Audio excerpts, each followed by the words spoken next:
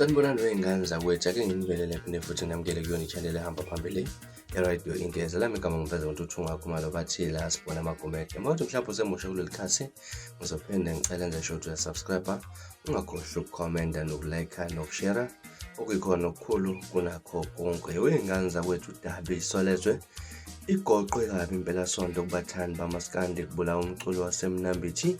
Kunezinsolo zokuthi ugcwense elihle lithele ngoyaba lezihlava eziyisishiyagalombili kwelinye lamajoyinti ase-Alexandra eGoli ngey'ntathakusa zangesonto, emva kokungaboni ngaselunye nabaqaphi bakule ndawo. Kuhlukene imibono ey'nkundleni zokuxhumana iy'ngane zakwethu, amakhomenti la khona abantu abanye kade bemgxeka, abanye impela bahambisana laphana nokuzwelana naye laphana. uNjabulo Mnyanda uthi lona ukuthiwa uthenga utshwala kwenye ithaveni wafuna ukuphuza ngenkani kwenye yase bamxosha, wavele wanenkani zakhala kanjalo. Umuntu ufele nje ukudelela, wasethi hayi bandla-ke laphana. Siyabonga Ntombela, uthi may his soul rest in peace nomndeni uDudu Uzeke. Christ Ndlovu uthi leli gama lakafela ubala liyalandela, rest in peace. Inhlebezi Nhlanhla Sithole uthi kwakubi lokho mkhaya mfowethu, ulale ngokuthula. uDuduzile Mdlanyoka uthi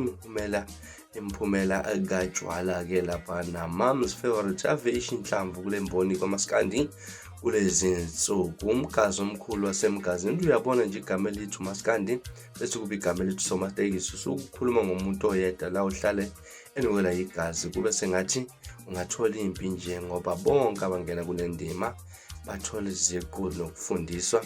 Angithi omunye uqala ebe ngumlandeli kamaskandi, omunye aqala-ke abomagezi wetekisi, kuyabe sevuka useyocula. Omunye ngapha usenetekisi nalo elingekho emgaqweni kuyafosta. Ngane zakwethu baningi kakhulu abathe ukuphawula ngodaba lalensizwa igcwense elihle-ke laphana. Ngane zakwethu-ke nathi sidlulisa amazwi okukhulu ukududuzela, sithi ngathi umphefumulo lensizwa ungahamba kahle uyithole indawo nasemazolweni. Ngane zakwethu-ke bekuzona indaba esiniletha zona ezihamba phambili esithinta lolu daba esikhuluma ngalo njengamanje-ke. Ngane zakwethu, asiphinde futhi sihlale kuyona ividiyo elandelayo ngesikhathi esilandelayo. Kwenu nesiphatha kahle, nibe nosuku olumnandi.